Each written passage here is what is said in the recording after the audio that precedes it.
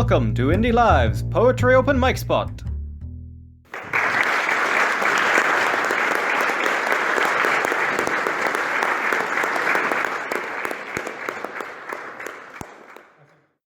Deferment by Angela Topping. Grief is a cruel handbag. Its catch snaps shut like jaws. Inside is buried an old compact hanky embroidered with an M in a huddle of forget-me-nots. There's a used-up biro, one cherry lipstick, a purse stained from long dead hands. Inside only a few pence, a stamp. The handbag is a stomach digesting the past.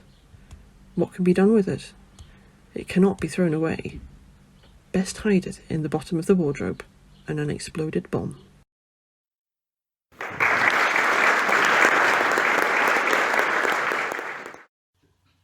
On the fly,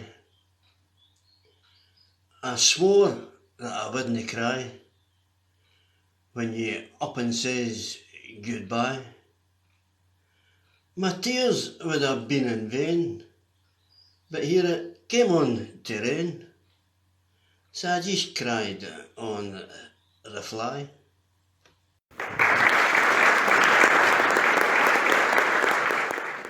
White rose. I left a white rose in the window as a symbol for the free.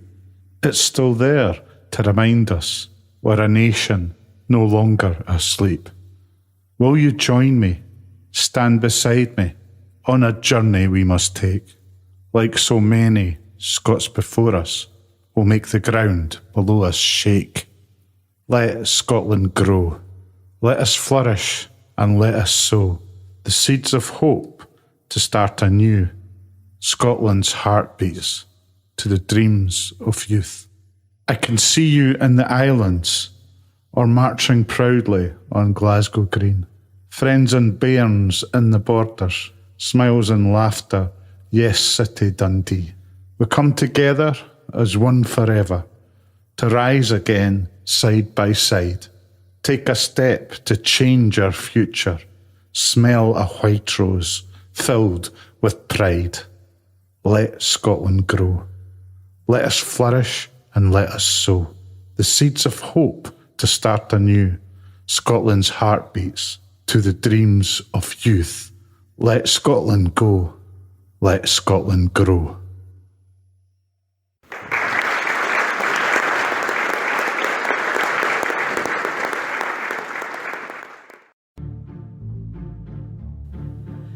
Was the night before Gersmas, and all through Scotland the bloggers were screeving their time near at hand. The headlines were crafted with doom and despair, in hopes that Lord Darling soon would be there. The MPs were nestled all snug in their beds, while visions of oil money gushed through their heads. And Brown with his spreadsheet, and Mackay who'll fudge it, had just settled accounts and balanced the budget, when outside the office there came such a racket, they wondered if Ewing had started to frack it. Away to the window they flew with a boom, tore open the curtains and peered through the gloom, at the moon's silver rays shining down on the hill, and to the city below, feeling night's chill. When to wondering eyes, what should appear but a BBC News van and crew full of cheer? With a silver-haired guest inaudibly mumbling, they knew right away, of course it's Lord Darling. More rapid than eagles his press team they came, and he hopped and he danced and he called them by name. MacDougall and Dugdale, Murdo and Bailey, Cole Hamilton, Tompkins, Mundell and Kelly. To the top of the land and down to the wall, reports on the figures mention them all. So into the Gers book they buried their heads, to find all the deficits, losses and debts. Armed with his story, Darling's smile grew. He turned to the news team, brows glittering with dew. The case for independence has suffered a blow. Sturgeon's day job is waiting, she's not doing it, you know. Brown and Mackay drew back from the eve. What they were hearing they could scarcely believe. The Gers figures weren't that bad, of this they were sure, and just from the right angle they had a certain allure. We can fix it, they said, going back to their books. We just need someone who can tease out the hooks, who can quote all our numbers with a laugh and a joke, and is just simply all round a capital bloke. If only we had the levers of power, we could do so much better.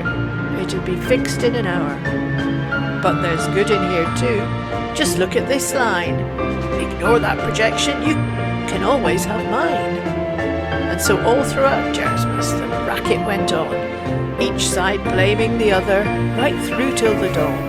And by the end of the day, nothing was solved. Scotland remained with powers barely devolved. And outside the bubble, the public still snoozing, scarcely aware of the political bruising, which repeated each year, almost without fail, and which kept those inside it hearty and hale. So to we who have chosen this life political, I offer a toast and don't mean to be critical.